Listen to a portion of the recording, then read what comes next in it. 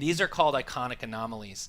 And what they do is we wanted to add, basically this DLC is all about high-end group content for 2 raids for 8 players, 4 operations, 2 for heroes, 2 for villains for 4 players. But we wanted to put in some single-player stuff too.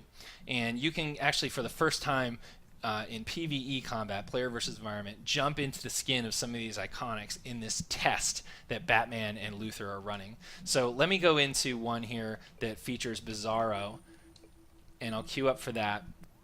And what you're going to see here that's really cool is I'm going to start it off. I'll start off the cutscene, and Batman should tell us everything that's kind of going on here. He's running simulations to find out what would happen if either he or Lex Luthor decided that they wanted to monkey with and change Bizarro's origin for better or for worse. What would be the ripples in time? What kind of paradox would result from this? So they actually run these simulations inside the nexus of reality.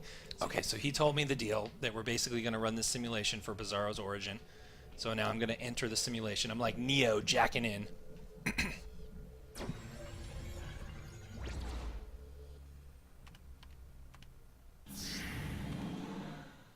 Mr. Luthor has given the order. Destroy all of these failed clones quickly.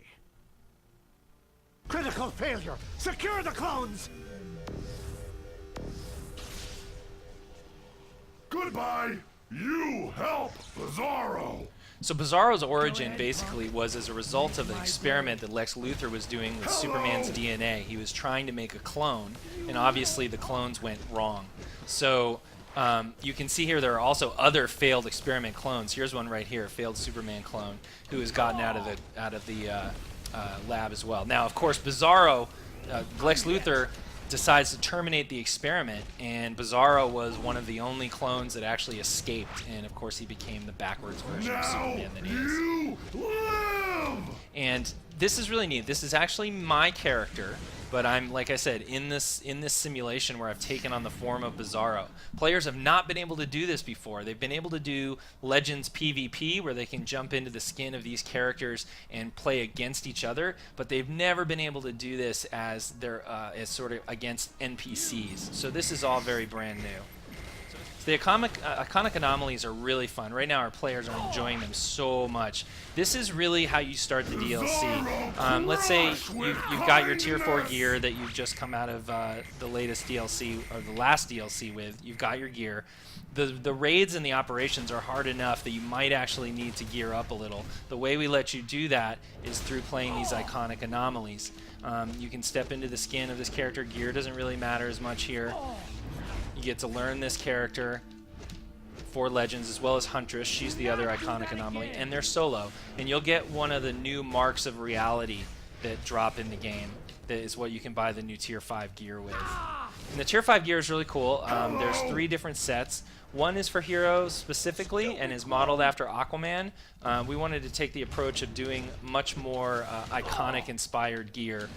So we took some of the characters that we don't have represented with our launch armor that we've done and put them in here. So Aquaman for heroes, Black Manta for villains, and we have a shared set which both heroes and villains can get, which is Booster Gold, who's a time-traveling character. So we thought that was appropriate. Initializing extermination turret test. Target the clone tube.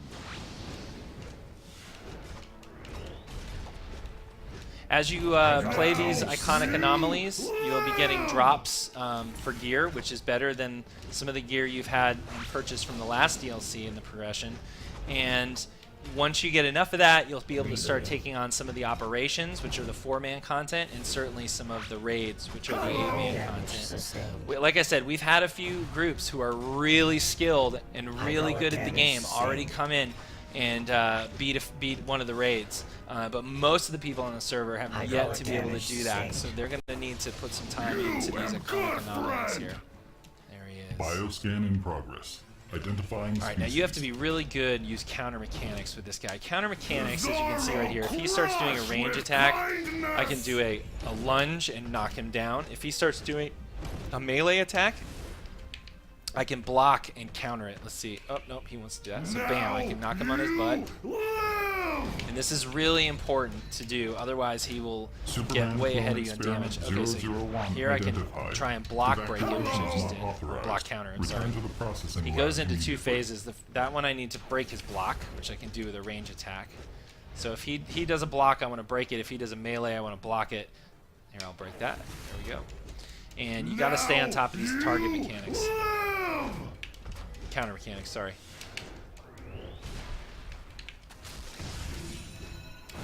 And then he'll have a special attack as he gets down a little lower into... Oh, he countered me with the block. So you got to be careful with these guys. Oh, gotcha. Bizarro crush with kindness! Okay, he does the Your lethal activity force will be attack. terminated. I need to get out of the way. He's going to shoot some really powerful missiles at me. There we go. Close back into range. We did this on a webcast recently, and of course I died on this part, so I'm trying not to have a repeat. Oh, big attack. Missiles.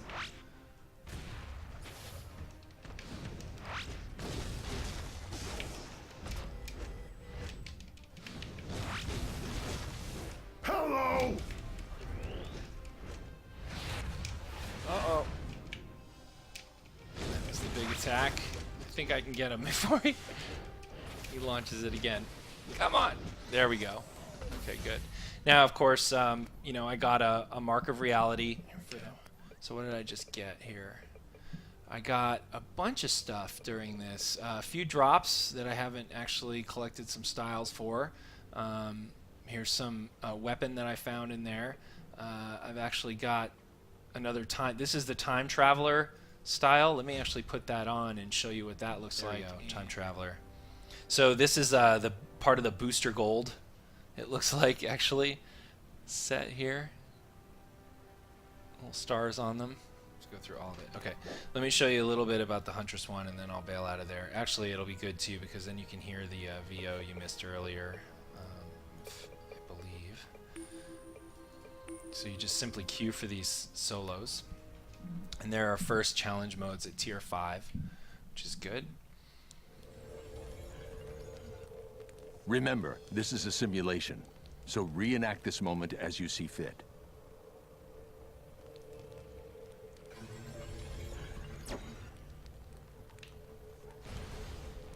Okay, so I'm Huntress now. I'll go ahead and interact on the console, go into the simulation.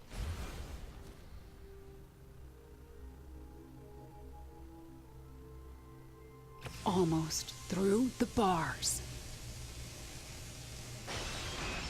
We've been doing a lot more work with our new cinematics as well. You can notice a lot higher fidelity in terms you of really think the camera Huntress is gonna movement and break in things here? like that.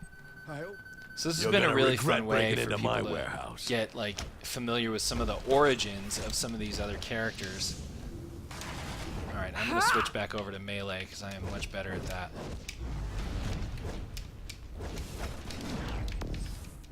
And this is confrontation with Pop. Big moment for Huntress. Santo Casamento. The dawn of the Casamento family. Explain to me why the FBI has a photo of you with my mother. Let's see. Oh. So you get to fight Killer Croc. Sometimes it's Scarecrow, sometimes it's a different iconic. It totally depends. It's random. So not only do you get the choice to let him go, or fight him, or fight this guy, you don't even know who that guy is going to be when you let him go. So a lot of fun stuff going on there with player choice, and that's a big theme throughout this entire DLC. In fact, a lot of player choice, a lot of randomness. You get to choose in the Paradox raid which wings you want to go down, which sub-bosses you want to take, how you want the final fight to unfold is really up to you. And in the Nexus of Reality, you not only have some player choice, there's more randomness involved. You have player choice in terms of which sub-bosses you're going to face and which ones are going to be in the end. And then also, you don't know what artifact has been plucked out of the timeline. And the artifact that's plucked out of the timeline affects the fight. So no matter what lineup you've chosen to manipulate in terms of the Lex Luthors or the Batman that you fight, you know, the Trident of Poseidon might be there, or Gorilla Grodd's mind control technology might be there. Basically, there's something else in there that adds a modifier or some randomness to the fight, so it changes each time.